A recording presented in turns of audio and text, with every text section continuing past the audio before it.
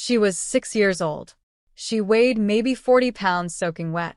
And she was standing in the middle of a room full of armed men, staring up at the most feared Korean crime boss on the West Coast. Fists clenched, jaw tight, voice sharp enough to cut glass. "Did you just call my mom fat and ugly?" Nobody moved. Nobody breathed. Because in 15 years, not a single person had spoken to Park Jae-hyun like that and walked away without consequences. But this child was not moving.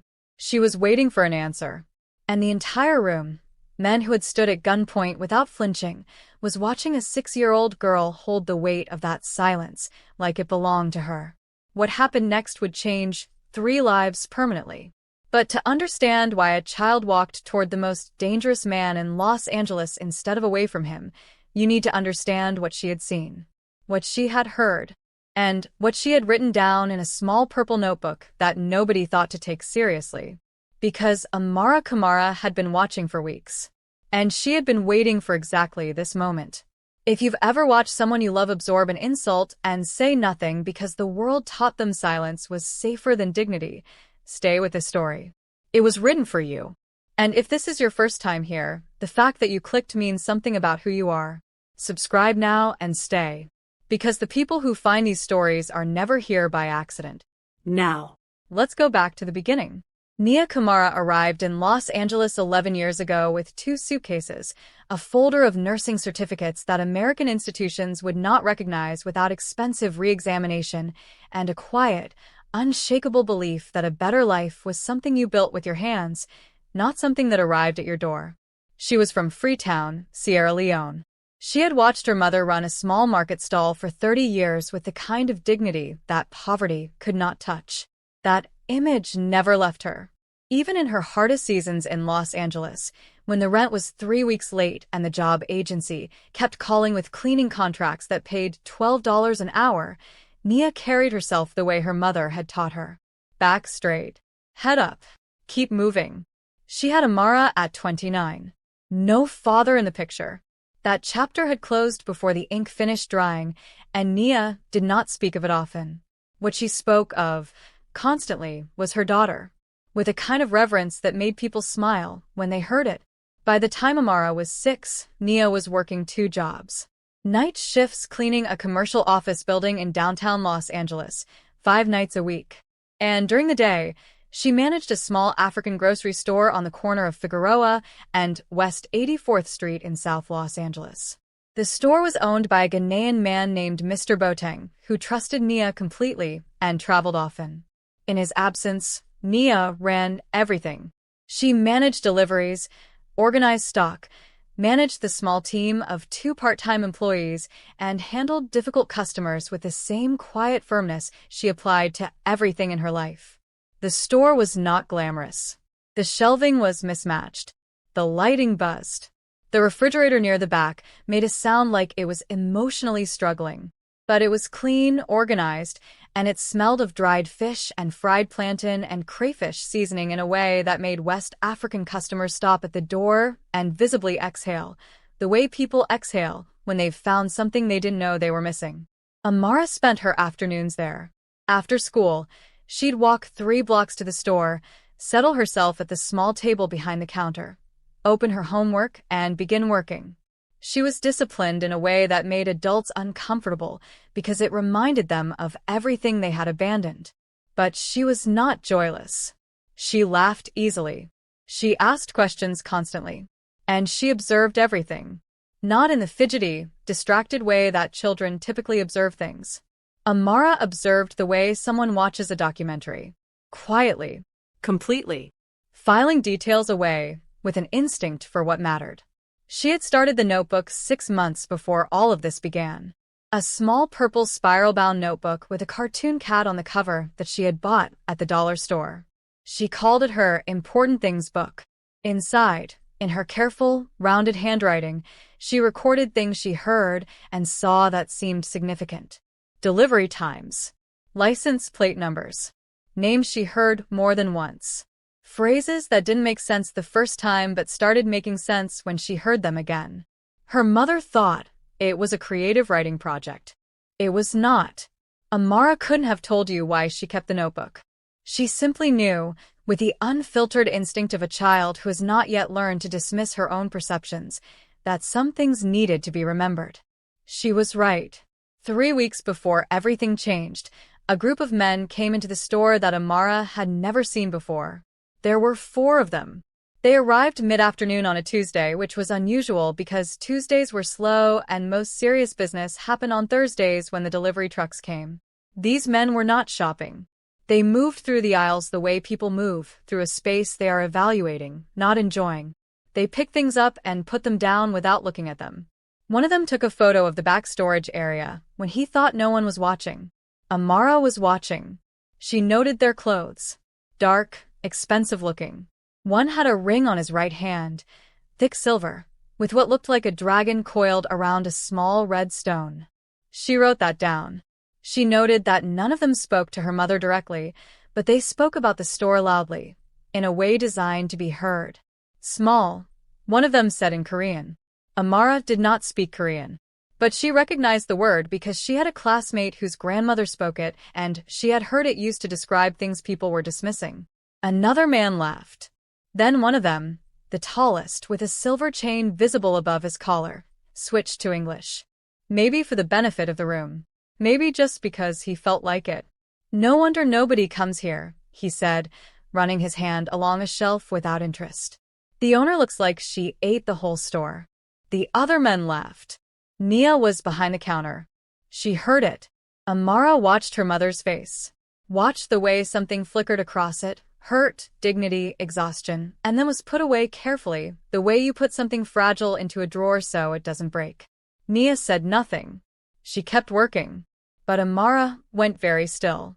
She looked at the man who had spoken. She looked at his ring. She wrote down what he said, word for word, in her notebook. Then she drew a small sketch of the ring. Then she wrote, "They looked at the back room," and underlined it twice. The men left without buying anything. That evening, when Nia was counting the register and Amara was supposed to be finishing her math homework, Amara said quietly, "Mummy, those men were not shopping." Nia looked up. "What do you mean?" "They looked at the back room. One of them took a photo." Nia paused. Then she smiled the way parents smile when they are choosing gentleness over engagement. "Sweetheart, people do strange things sometimes. They were probably just looking around." They had matching rings. Amara. "Mummy. Finish your homework, please." Amara finished her homework. But she kept the notebook open on the table while she did, and before she closed it that night, she added one more line. "Mummy didn't listen. That's okay. I'll watch more." She was 6 years old, and she was already thinking 3 steps ahead. The second visit happened 4 days later. Same men. Different energy. This time they came in the early evening, just before closing, when the store was nearly empty. The tall man with the chain was not with them this time. A different man led the group, quieter, colder, with close-cut hair and eyes that moved across the room the way security cameras move. Steady. Measuring. They went straight to the back. Nia was on the phone with a supplier. One of the part-time employees, a young man named Kofi, was restocking near the front. Neither of them went to check. Amara watched from her table. She did not move. She counted how long they were in the back room.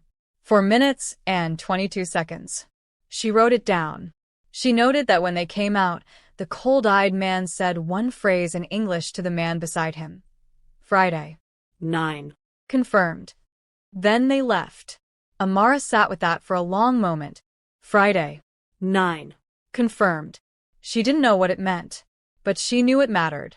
She circled it in her notebook. Then she drew an arrow connecting it to the note about the backroom photo. Her mind was quiet and deliberate in the way that children's minds are before the world teaches them to doubt themselves. She tried again that evening. "Mummy." Those men came back. Nia was exhausted.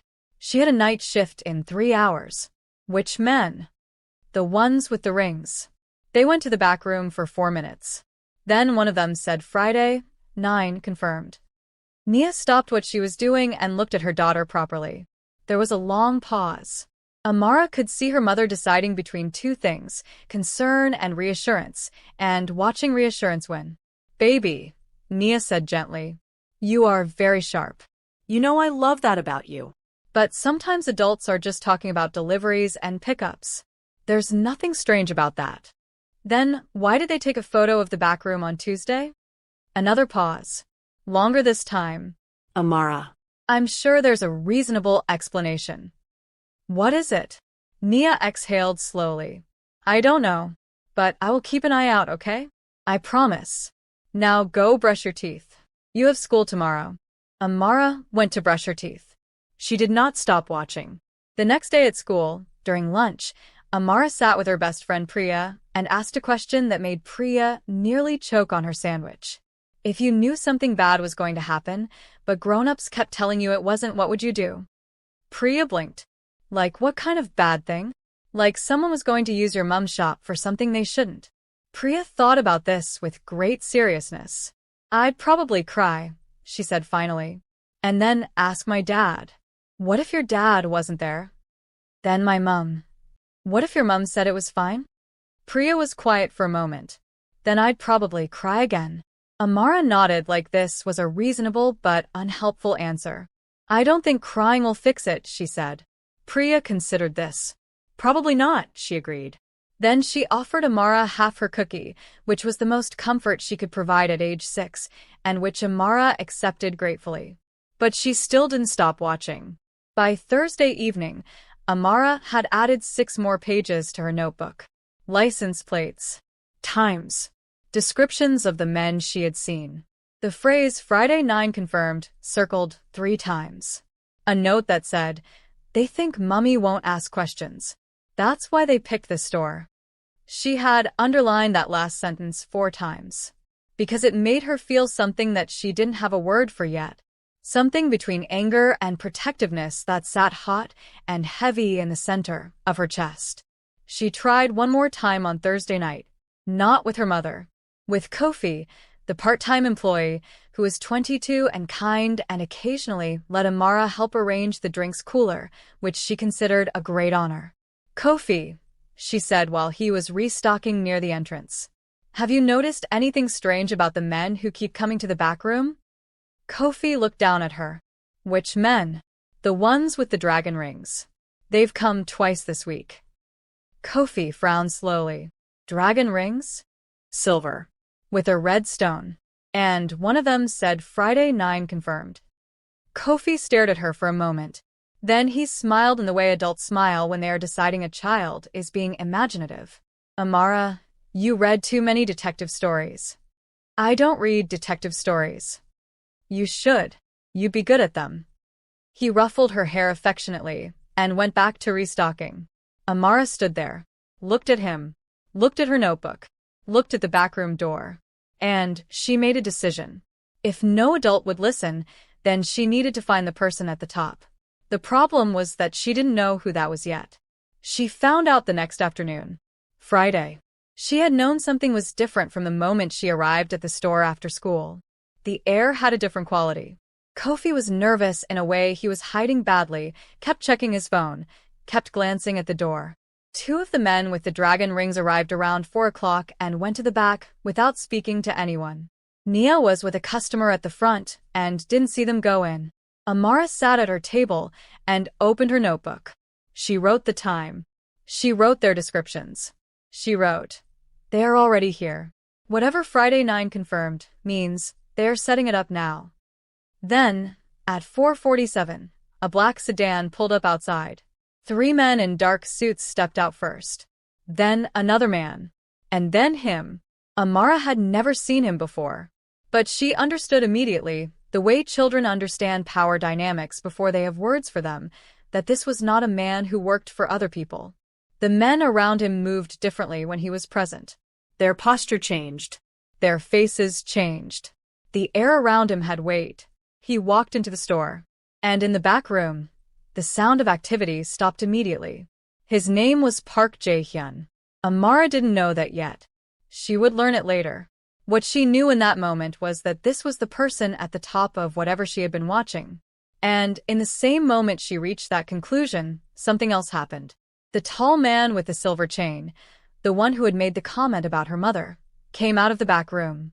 He saw Park Jae-hyun. He composed his face quickly.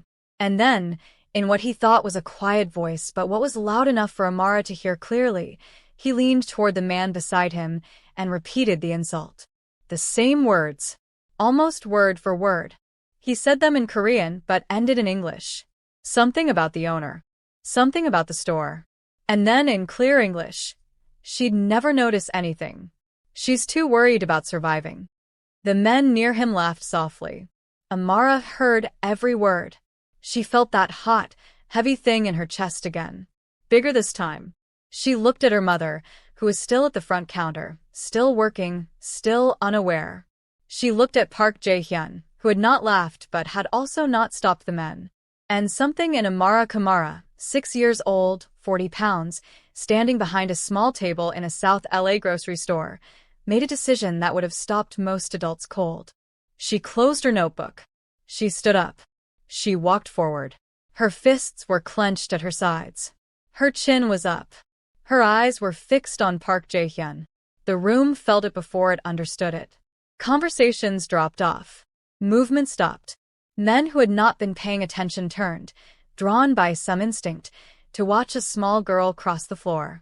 She stopped 2 feet in front of Park Jae-hyun, looked up at him, and said, in a voice that did not shake at all, "Did you just call my mom fat and ugly?" The silence that followed was absolute. Park Jae-hyun looked down at the child in front of him. His expression did not change. But something moved behind his eyes, something that was not irritation and was not amusement, and was not what anyone in that room expected to see on the face of a man in his position. He studied her. She didn't move. She was waiting. And here is where this story becomes something that cannot be explained by power or fear or the usual rules of the world Park Jae-hyun operated in. Because he crouched down, Slowly. deliberately, until he was at her eye level, and he asked, in a voice that was quieter than anyone expected, "Why are you talking to me like that? Have you ever watched a child do something that reminded you it was adults who learn silence, not children? That courage is the default. That fear is the thing we're taught. If this story is reaching something real in you right now, don't leave quietly. Subscribe. Be part of the space where these stories live. Because what Amara does next, what she says, what she shows him, and what it costs her, is going to change everything. And you need to be here for it." Amara did not look away. She said, "Because those men said it. And you were standing right there." Park Jae-hyun held her gaze. "And that upset you." "My mom works very hard," Amara said. Her voice was controlled in a way that should not have been possible at her age. "She works at night and during the day, and she doesn't complain, and she doesn't bother anybody. And they came into her store and said things like that and thought it was funny." A pause. "It's not funny." Something shifted in the room. Not dramatically. Not visibly to everyone. But Park Jae-hyun felt it. Something in the temperature of the space changed. He said slowly, "You're right. It's not." The tall man with the silver chain made a sound. Almost a laugh. Almost a dismissal. "She's a child," he said in Korean. "Ignore her." Park Jae-hyun did not look at him. He kept his eyes on Amara. "What's your name?" he asked. "Amara." "Amara." He said it carefully, like he was learning it. "How old are you?" 6.75. Something moved in his face. Not quite a smile, but close. 6.75 is very specific. "The 3/4 matter," Amara said seriously. And at that, in the middle of all of it, in the charged and dangerous silence of that room, Park Jae-hyun did something nobody had expected. He almost smiled. It lasted only a second. A fraction. But 2 of his men saw it and exchanged glances, because in 15 years they had seen him angry, measured, strategic, and cold. They had never seen him almost smile. "They do matter," he said quietly. Then his expression settled again. "Amara. Those men. What exactly did you hear them say?" And this is where everything changed. because Amara reached into her school bag, and she pulled out a small purple notebook with a cartoon cat on the cover. She opened it to the first marked page, and she began to read. She read slowly, Carefully. the way she read aloud in class when she wanted to get every word exactly right. Tuesday. 4 men came in. They didn't buy anything. One took a photo of the back room. They had matching rings, silver, dragon, red stone. The tall one said, she looked up briefly, directly at the tall man with the silver chain, then back down at her notebook. No wonder nobody comes here. The owner looks like she ate the whole store. Nobody moved. Thursday evening. Same men, different leader. Quiet eyes. They went to the back room for 4 minutes and 22 seconds. When they came out, the quiet one said to the man next to him, Friday. 9. Confirmed. She turned the page. I wrote down 2 license plates.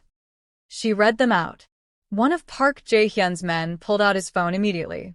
And this man, she pointed at the tall man with the silver chain without looking up, has been here both times. He's the one who keeps saying things about my mom.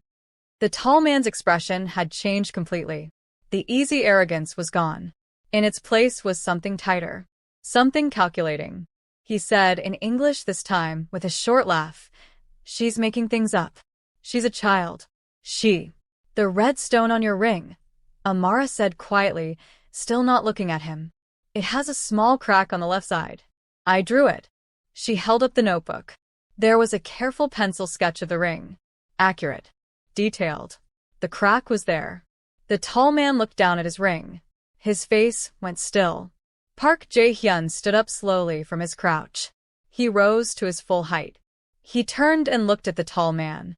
Then he looked at the other men from the back room who had quietly filtered into the main floor of the store. He held out his hand toward Amara, without looking at her. May I, he said. Amara considered this for exactly 2 seconds. Then she handed him the notebook. He read. Not quickly. Not impatiently. He read each page the way someone reads a document that has legal weight. His face was unreadable, but his eyes moved with a focus that made 2 of his senior men shift their weight uncomfortably. The store was so quiet that the struggling refrigerator at the back sounded very loud. Nia had appeared from the front counter. She had seen the crowd of men. She had seen her daughter standing in the middle of them.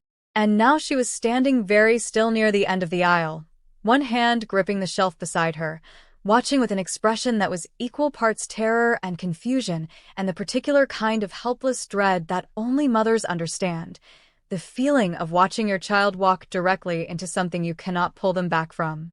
Amara, she said softly. It's okay, Mummy, Amara said. She didn't turn around.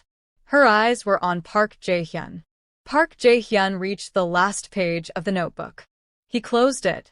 He turned to the man standing to his right, a compact, serious-faced man named Director Shin who handled his internal operations and who had been with the organization for 11 years. He handed him the notebook and said in Korean for words. Director Shin looked at the notebook, then at the tall man. Then he made a phone call. It lasted 40 seconds. When he hung up, his face had the particular quality of someone who has just confirmed something they hoped was not true. He said quietly to Park Jae-hyun, the Friday drop. It's scheduled. I don't have it in any of our official logistics. Someone ran it off book. Park Jae-hyun did not react visibly. But something in the room shifted the way pressure shifts before weather changes. Everyone felt it. Nobody could point to exactly what moved. He turned to the tall man. He said nothing. He simply looked at him. And the tall man, who had laughed at a 6-year-old girl, who had mocked a woman working 2 jobs to keep her daughter fed, who had stood in this store twice and felt completely untouchable, began to talk. He talked fast. He talked the way people talk when the structure they believed was protecting them collapses all at once, and they suddenly understand that loyalty is not the same as safety. He said it wasn't his idea. He said the plan was already running before he joined it. He said other names, 3 of them, and with each name, Park Jae-hyun's expression became more still, which in his case meant more dangerous, the way the ocean becomes very flat before a storm. Director Shin was recording. Another man had moved quietly to the front door. The quiet-eyed man from the back room had already understood what was happening. He moved toward the rear exit. He did not reach it. Two of Park Jae-hyun's men were there before him. Amara watched all of this from exactly where she had been standing. She had not moved. She was watching everything with the same focused attention she brought to everything she considered important. Her mother reached her then. Nia crossed the floor quickly and pulled Amara against her, wrapping both arms around her from behind. Amara leaned back into her mother's chest, but kept her eyes on the room. "What did you do?" Nia whispered against the top of her head. "I told him what I saw," Amara said simply. Nia held her tighter. Within 20 minutes, the back room of the grocery store had become something between a boardroom and a confessional. Director Shin had pulled the security footage from the external cameras, footage that Kofi, clearly pale and sweating under his collar, admitted he had been asked to delete and had not yet gotten around to deleting because, in his own words, whispered and miserable, "I didn't think it was actually going to happen." The footage confirmed everything in the notebook. Every time, every man, every visit to the back room. Park Jae-hyun watched the footage on Director Shin's tablet without expression. When it finished, he handed the tablet back. He stood quietly for a moment in the middle of the grocery store, with its mismatched shelving and buzzing fluorescent light, and the refrigerator that was having its ongoing emotional difficulties, and he looked like a man doing precise internal accounting. Then he said to Director Shin, "Get them out of here. All three." Director Shin nodded. "And find out how long this has been running. I want the full number by tonight." Another nod. "And close the Friday operation. Completely." He turned then, looked across the store to where Nia was standing with Amara still held close against her. He crossed the floor toward them. His men moved back slightly as he passed, the unconscious clearing of space that people do around someone who has authority that isn't performed, just present. He stopped in front of them. He looked at Nia first. His expression had shifted into something that Nia would think about for a long time afterward, something that was not softness exactly, but was the absence of hardness, which in a man like him might have been the same thing. "Mrs. Kamara," he said. Nia blinked. She had not told him her name. "Your daughter told me," he said, answering the unasked question. Nia looked down at Amara. Amara looked up at her mother with an expression that said, "I wrote that down too." Park Jae-hyun said, "What happened to you in this store? What those men said, that should not have happened. I did not say those words. But I was present when they were said, and I did not stop it. That is the same thing." He paused. "I apologize." Nia stared at him. There are moments in life that don't follow the rules of the narrative you've been living. Moments where the person you expected to be one thing turns out, without warning, to be something else entirely. Nia Kamara had prepared herself for many things when she saw the men in dark suits fill her store. An apology from the man at the center of it was not among them. She said quietly, "Thank you." It was not forgiveness, exactly. It was not dismissal. It was the dignified acknowledgement of someone who has received something they did not expect and is taking a moment to understand what it means. Park Jae-hyun turned to Amara. He crouched down again. Same level. Same attention. "You had that notebook," he said. "You had been watching for weeks." "Since Tuesday," Amara confirmed. "When they came the first time." "Did you know what you were going to do with the information?" Amara thought about this honestly. "No," she said. "I just knew it needed to be remembered. And then when you came in, I knew you were the person who was in charge. So I thought you should probably know." "Why did you think I would listen?" Another honest pause. "I didn't know if you would. But you were the only one left to try." She looked up at him steadily. "I already tried Mummy. And Kofi. And my friend Priya, but she said she'd cry, which wasn't going to help." Something moved across Park Jae-hyun's face again. That almost smile, fuller this time. Present for a full 2 seconds before he contained it. "No," he agreed. "It probably wasn't." He looked at the notebook, which Director Shin had placed on the counter. Then he looked at Amara. 6 3/4, he said quietly. "Yes," said Amara. He nodded slowly, like something was being confirmed internally. Then he stood, and this time when he looked at Nia, there was something considered and deliberate in his expression. Your store will not be used for this. The operation is finished. The men responsible will answer for it internally. He glanced briefly toward the back, where his men were managing the contained situation with the quiet efficiency of people who have done difficult things professionally for a long time. You will have no further problems from my organization. You have my word. Nia held his gaze. Why should I trust your word? It was a direct question, the kind that could have landed badly. But Park Jae-hyun received it without offense. Because of what your daughter just showed me, he said simply. And because I have been given a reason to remember that this store belongs to someone who deserves better than what happened here. He picked up his jacket. Director Shin appeared at his shoulder with the quiet precision of a man who has spent a decade reading the moment to move. At the door, Park Jae-hyun stopped. He turned back just once. He looked at Amara. Don't stop writing things down, he said. Amara nodded seriously. I wasn't planning to. And then he was gone. The black sedan pulled away from the curb. The store slowly, gradually, returned to itself. Nia stood in the middle of the floor for a long moment. Then she looked down at her daughter. Then up at the ceiling. Then she let out a long, slow breath that carried about 11 months of exhaustion in it. Amara Kamara, she said. Yes, Mummy. You walked up to that man. Yes. That man specifically. He was the one in charge. Nia closed her eyes briefly. I need you to understand something. I know, Amara said. It was dangerous. But, Mummy, they were going to use the store for something bad, and then you would have been blamed, and I couldn't let that happen. Nia opened her eyes. She looked at her daughter, really looked at her, the way parents sometimes have to look at their children when the person standing in front of them briefly exceeds the category of child and becomes something more precise and more extraordinary than that. She knelt down. She pulled Amara into a hug that was fierce and trembling and quiet all at once. Amara hugged her back.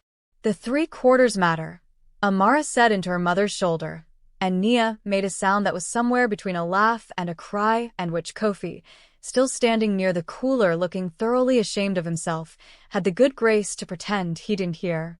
Have you ever had a moment where someone you loved did something so brave it broke you open a little? Where you wanted to protect them and also bow to them at the same time? If this story is sitting somewhere real in your chest right now, this is the moment to say something. Drop a comment. Tell us about a time someone spoke up when everyone else went quiet. Tell us about a child who saw something clearly that adults had looked away from. This channel exists for stories like this, and it exists because of people like you who refuse to let them pass in silence. Subscribe if you haven't, because what comes next will show you what real transformation looks like in a man who never expected to need it. Park Jae-hyun did not sleep well that Friday night. This was not unusual. He had not slept well in years. There was too much noise in his mind for sleep to find consistent purchase, the kind of accumulating noise that comes from a life built on vigilance, where letting your guard down is not a rest, it is a risk. But that night the noise was different. He sat in his apartment on the 23rd floor of a building in Koreatown that he owned through 3 layers of subsidiary company, and he thought about a small girl with a purple notebook who had walked toward him instead of away from him, who had listed details with the composure of an experienced investigator, who had said, I already tried Mummy and Kofi and my friend Priya, but she said she'd cry, which wasn't going to help, with such unadorned practicality that he had almost lost his composure in the middle of a professional crisis, which was not something that had happened to him before. He thought about Nia Kamara, about the way she had kept working when the men mocked her, about the way she had stood her ground with him afterward, not aggressively, not submissively, but with a dignity that occupied the room the same way real authority does. Not loudly, just completely. He thought about what Director Shin had confirmed by midnight. The internal theft had been running for 14 months. The amount was significant. And the plan to use the grocery store as a drop point had been specifically chosen because the men involved believed Nia would not ask questions. They had looked at a single mother running a small store and seen a perfect blind spot. They had been wrong. He thought about that for a long time. His organization had made its money for years partly by identifying who was and was not paying attention, who would notice and who would not. It was a calculus he had applied without sentiment. And that night, Alone with the city below him, it occurred to Park Jae-hyun that the calculus had never included a 6-year-old girl sitting at a back table with a purple notebook and an instinct for what mattered. He returned to the store the next morning. He came alone. No suits. No sedan. He arrived at 9:15 in a dark jacket and plain clothes, and he pushed open the door to the grocery store the way a customer pushes open a door, slightly uncertain, slightly slow, the way people move when they are not sure of their welcome. Amara was already there. Saturday meant she didn't have school. She was at her usual table, notebook open, pencil in hand, doing something that was either homework or surveillance. From the look of concentration on her face, possibly both. She looked up when the door opened. She looked at him for a moment. Then she said, "My mom is in the back." He almost smiled again. "Good morning to you too." "Good morning," she said, with the precision of someone completing a task. "My mom is in the back." Nia came out a moment later. She stopped when she saw him. Her expression moved through several things quickly: surprise, wariness, assessment, before settling into a careful stillness. "Mr. Park," she said. "Mrs. Kamara." He paused. "I wanted to speak with you properly. Yesterday was not." A brief pause, searching for the right word. A proper conversation.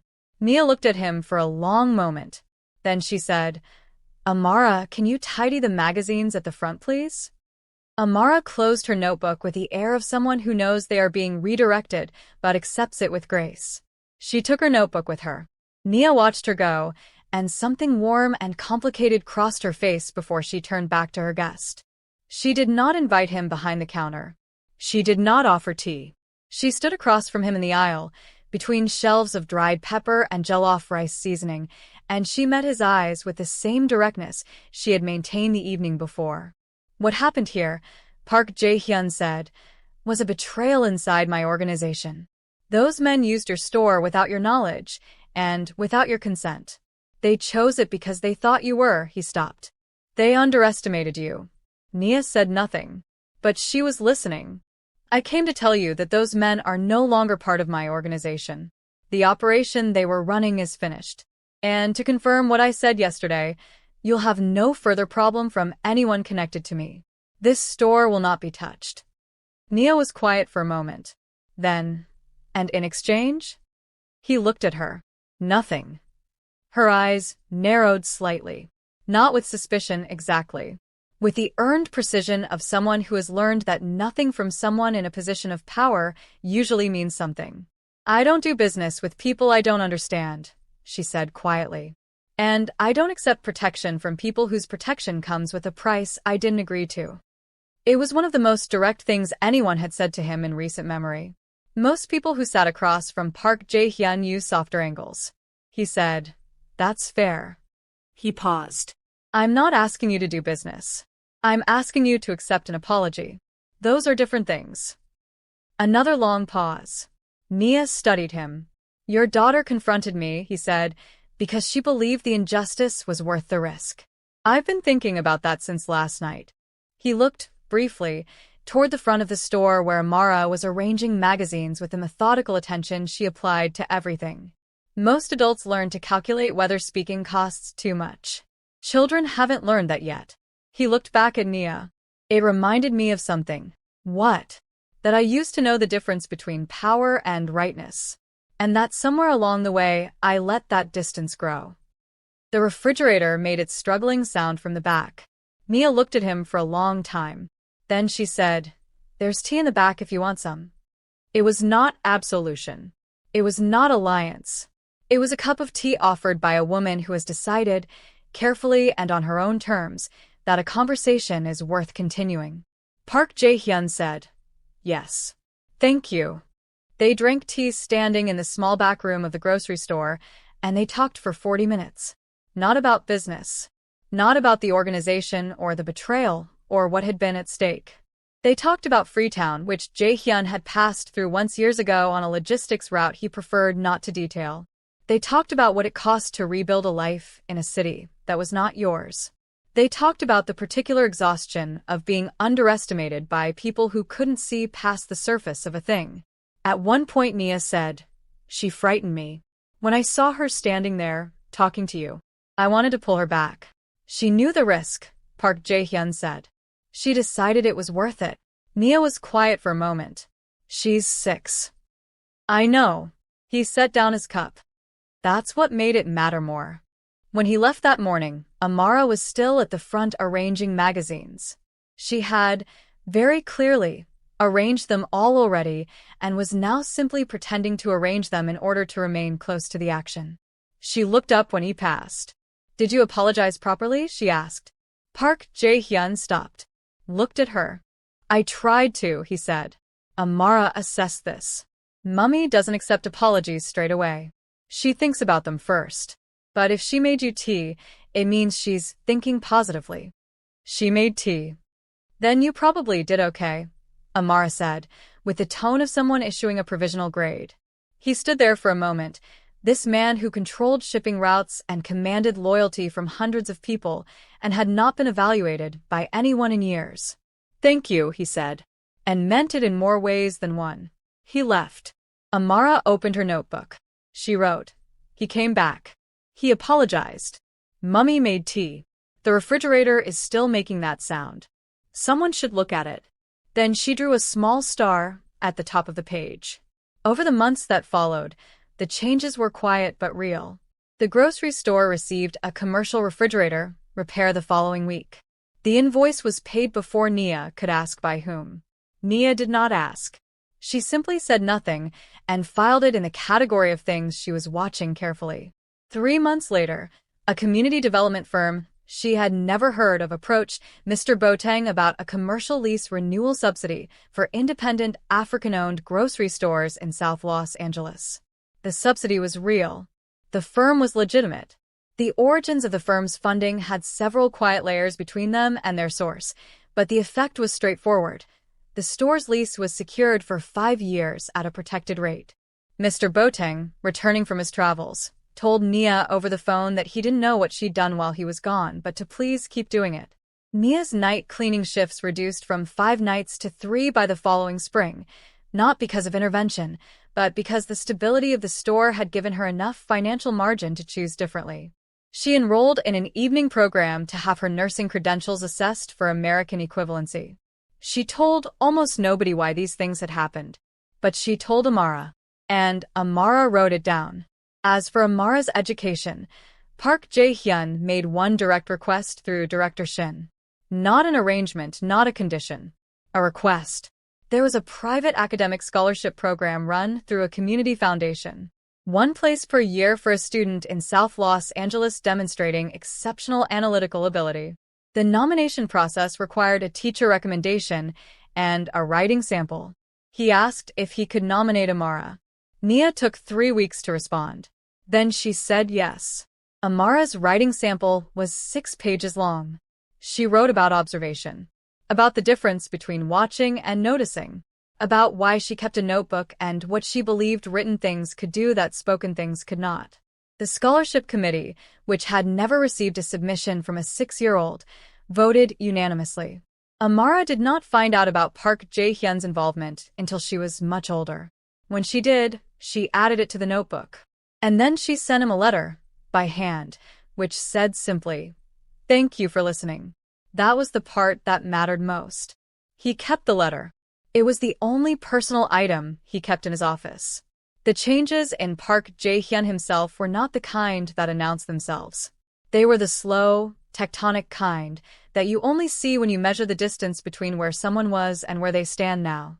He restructured how his organization handled internal accountability. Not because a child shamed him into it, but because she had shown him the gap between what he thought he saw and what was actually happening inside his own operation. He had missed 14 months of theft by men he trusted because he had stopped paying attention to the small things. Because he had, somewhere along the way, confused the size of his power with the sharpness of his perception. He started keeping a notebook. Not purple and without a cartoon cat on the cover. But the principle was the same. Details. Times. Things that needed to be remembered. Director Shin found this slightly alarming and chose not to comment on it. Power often silences rooms. It tells people what is safe and what is expensive. It teaches whole communities to look away, to calculate the cost of speaking, to decide that survival and visibility are two things that cannot occupy the same space at the same time. But the thing about that calculation, the thing that Amara Kamara, age 6 3/4, had not yet learned, is that it is not a law. It is a habit. And habits can be broken by anyone willing to step forward while everyone else steps back. On a particular afternoon in a small grocery store in South Los Angeles, a child decided that her mother's dignity was worth more than the cost of speaking. She didn't have backup. She didn't have permission. She had a purple notebook for minutes and 22 seconds of evidence, and the unbroken instinct of someone who had not yet been taught that some rooms require silence to enter. She walked forward, and the most feared man in the city knelt down to listen. Not because he was forced to, because, in the end, something in him still recognized what it looked like when a person told the truth without flinching. And it turned out that recognition, even in the most unlikely people, is exactly where change begins. Here is what we want to ask you, and we're asking it seriously. Have you ever been in a room where something wrong was happening and nobody said anything? Have you ever been Nia, absorbing something quietly, keeping moving, telling yourself it isn't worth the confrontation? Or have you ever been Amara, the one who saw it clearly, who tried to tell someone, who eventually decided that finding the person at the top was the only option left? Most of us have been both. Sometimes in the same week. This channel exists for the stories that live in that space. The ones about dignity that refuses to be quiet. About power that meets its own reflection. About children who see clearly what adults have learned to look away from. If this story meant something to you, if it sat in your chest the way these stories do when they're true to something you've lived, then you belong here. Subscribe. Not for the algorithm. For the community of people who believe that the smallest voice in the room sometimes carries the weight the loudest one never could. Leave a comment. Tell us which part stayed with you. Tell us who you were in this story. Because someone else reading your words will feel less alone for it. And that is what this is for.